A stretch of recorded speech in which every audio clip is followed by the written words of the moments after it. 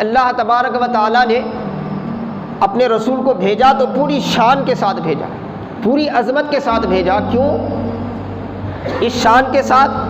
اس عظمت کے ساتھ کیوں بھیجا اللہ تبارک و تعالیٰ نے؟ تو اللہ تعالیٰ فرماتا ہے انا ارسلناک شاہدا ومبشرا ونذیرا لتؤمنوا باللہ ورسولہ وتعظروہ وتوقروہ وتسبحوہ بکرۃ واصیلا۔ اللہ تعالیٰ نے سورۃ الفتح میں فرمایا لتؤمنوا باللہ ورسولہ، اللہ نے اپنے حبیب کو اس شان سے اس لیے بھیجا کہ لوگ مصطفیٰ کو دیکھ کر مصطفیٰ کو بھی مانے، مصطفیٰ کے خدا کو بھی مانے، مصطفیٰ کو بھی مانے، اللہ کو بھی مانے۔ لتؤمنوا باللہ، تاکہ تم ایمان لاؤ اللہ پر، ورسولی، اور اس کے رسول پر، وتعزروہ وتوقروہ، اور پوری پوری اس رسول کی حمایت کرو، پوری پوری اس رسول کے لیے رسول کی دفاع کرو، ان کی نصرت و حمایت میں آگے بڑھو، وتعزروہ وتوقروہ، اور پورا پورا ان کا ادب کرو۔ اس شان سے اس لیے بھیجا،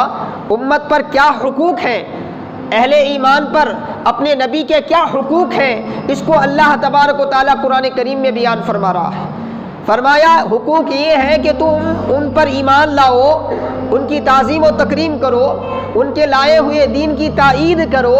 وَتُعَقِّرُوهُ وَتُسَبِّحُوهُ بُكْرَةً وَأَصِيلًا، صبح شام اللہ کی پاکی بیان کرو، صبح شام اللہ کا ذکر کرو،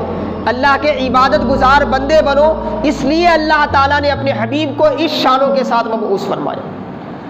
پوری کائنات کے لیے رحمت بنایا، حق اور باطل کے لیے برہان بنایا،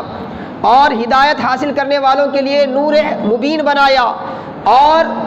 ذات رسالت کو ہر اعتبار سے کامل اور کامل کرنے والا بنا کر اللہ تبارک و تعالیٰ نے مبعوث فرمایا۔ تو کیوں؟ تاکہ اس نبی پر ایمان لایا جائے، ان کے دین کی تائید و توقیر کی جائے، اور ان کی ذات گرامی اور ان کے منصوبات کی تعظیم کی جائے، اور دن رات اللہ کی پاکی بیان کی جائے۔ یہ قرآن کا تقاضا ہے اہل ایمان سے، ہر مومن سے، جو بندہ مومن ہے، ہر مومن سے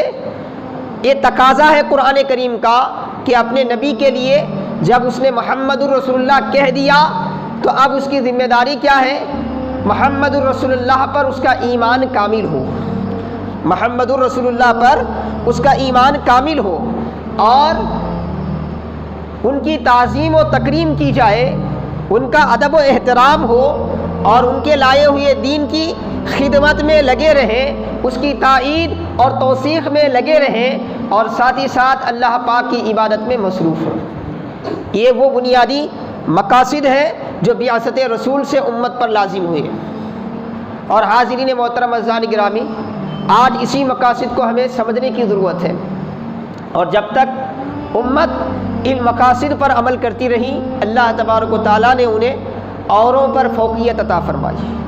دنیا میں بھی اللہ تعالیٰ نے انہیں سرخرویاں عطا فرمائی، دنیا میں بھی اللہ تعالیٰ نے انہیں سب سے برتری انہیں نصیب فرمائی۔ ان کی ساری زندگیاں سعادتوں سے مملو ہو گئی تھی، بھر گئی تھی،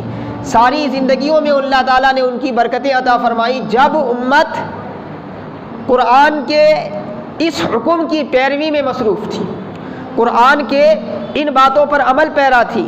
جب امت نے اس میں کوتاہی کرنا شروع کر دیا تو وہاں سے امت کا زوال شروع ہو گیا، وہاں سے امت پست ہونا شروع ہو گئی۔ دنیاوی اعتبار سے اور دینی اعتبار سے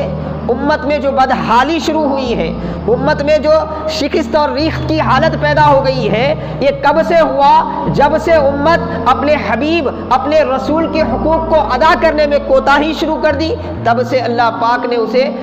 آسمانی برکتوں سے محروم کر دیا، تب سے اللہ پاک کی رحمتیں اس سے دور ہو گئی، اور وہ شیطان کے نرغے میں آ گئے، وہ شیطان کے فریب میں آ گئے، شیطان کی اضلال کاریوں میں شریک ہو گئے۔